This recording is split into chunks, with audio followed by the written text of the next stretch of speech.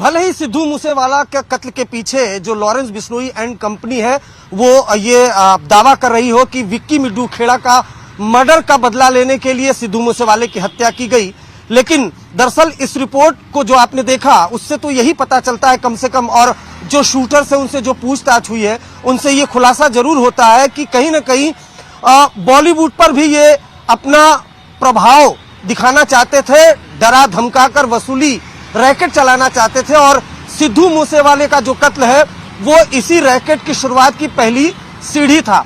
हमारे सहयोगी हिमांशु हमारे साथ मौजूद हैं जो लगातार इस पूरे मामले पर नजर बनाए हुए हैं। हिमांशु,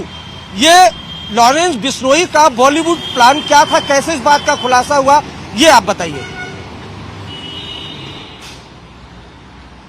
देखिए, ये खुलासा तो सिद्धू मूसेवाला के कत्ल के बाद जब इन्वेस्टिगेशन शुरू हुई और एक एक कर लॉरेंस के गुर्गे पकड़े गए तब साफ हुआ, और उसके बाद ये भी साफ हुआ कि किस तरीके से इस पूरे गैंग को एक किसी मल्टीनेशनल कंपनी की तरह चलाया जा रहा था। आप ये देखिए, फॉरवर्ड प्लानिंग थी। इन्होंने जब सिद्धू मूसेवाला के कत्ल की प्लानिंग की उसके पहले ही इसने अपने जो तमाम लोग जो मेन लोग थे प्लानिंग में वो पुलिस के कब्जे में न आए, इसलिए गोल्डी बराड़ कनाडा में बैठा, इसके अलावा इसका दूसरा साथी दुबई में बैठा, अनमोल और सचिन को भी इसने भगा दिया। इनको बाहर कैसे भेजा जाए, इसलिए एक बकायदा फेक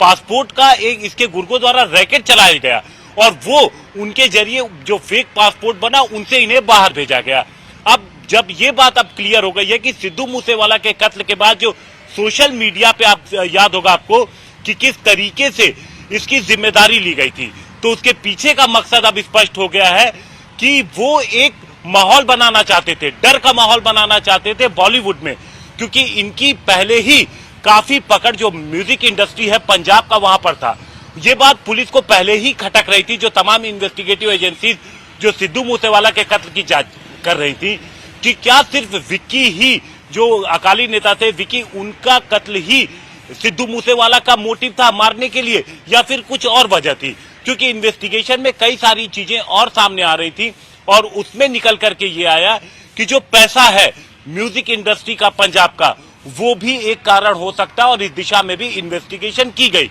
और उसके बाद जब इन्वेस्टिगेशन आगे बढ़ा और इस दौरान जब दिल्ली पुलिस और दूसरी पुलिस की मदद से महाराष्ट्र में पुणे में पकड़ा गया महाकाल, तो उससे जो जानकारियां निकल के आई, तब पुलिस की इन्वेस्टिगेशन जो तमाम एजेंसियां थी उनकी इन्वेस्टिगेशन में ये बात भी सामने आ गई कि क्या बॉलीवुड भी लॉरेंस बिश्नोई के गैंग के टारगेट पे था, और सिद्धू मूसेवाला के कत्ल के बाद कोशिश की गई इस गैंग के द्वारा इस तरीके का माहौल बनाने की कि जो लोग हैं, जो बॉम्बे में बैठे लोग हैं, उनमें डर का माहौल बने और उसके बाद ये उनसे अच्छी खासी वसूली कर सके।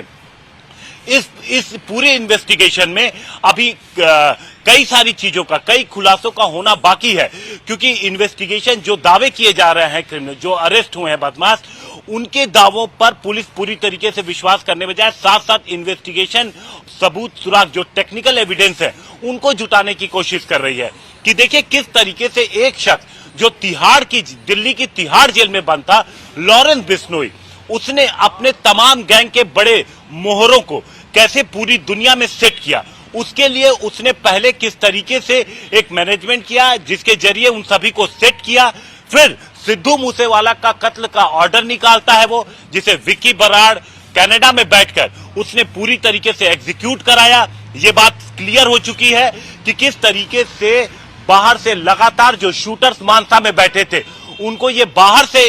इंफॉर्मेशन मिल रही थी कि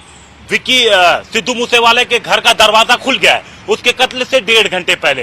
वो उसकी गाड़ी पंचर है जिसमें बुलेट प्रूफ थी, इसके बाद वो किस गाड़ी से जा रहा है, उसके पास गार्ड नहीं है। तो ये सारी चीजें आप देखिए, ये गैंग किस ऑर्गेनाइज तरीके से काम कर रहा था, और पुलिस को भनक तक नहीं लगी एजेंसीज को इनके पहले कि किस तरीके से एक शख्स जो जेल में बैठा है उसने अपने गैंग की तार को, अपने गैंग के लोगों को कहां सेट कर दिया है, और उसकी चाहत क्या है, वो करना क्या चाहता है, ये भी स्पष्ट नहीं था। लेकिन जैसे जैसे, चूंकि इसमें पुलिस ने खुद कहा अरविंद कि कोऑर्डिनेशन बहुत अच्छा रहा, जो तमाम स्टेट की पुलिस है उनके बीच कोऑर्डिनेशन बहुत अच्छा रहा, और उसका नतीजा ये हुआ कि एक एक कर इनके जो आरोपी हैं, गुजरात से गिरफ्तारी हुई, महाराष्ट्र से गिरफ्तारी हुई, दिल्ली से गिरफ्तारी हुई, पंजाब से गिरफ्तारी हुई, तो इन सब गिरफ्तारियों के बाद एक एक कर तार खुलते चले गए और अब ये जाकर काफी हद तक साफ हो गया है कि लॉरेंस बिश्नोई 2018 में जो उसने बयान दिया था सलमान खान को धमकी जो दी थी वो यूं ही नहीं दी थी,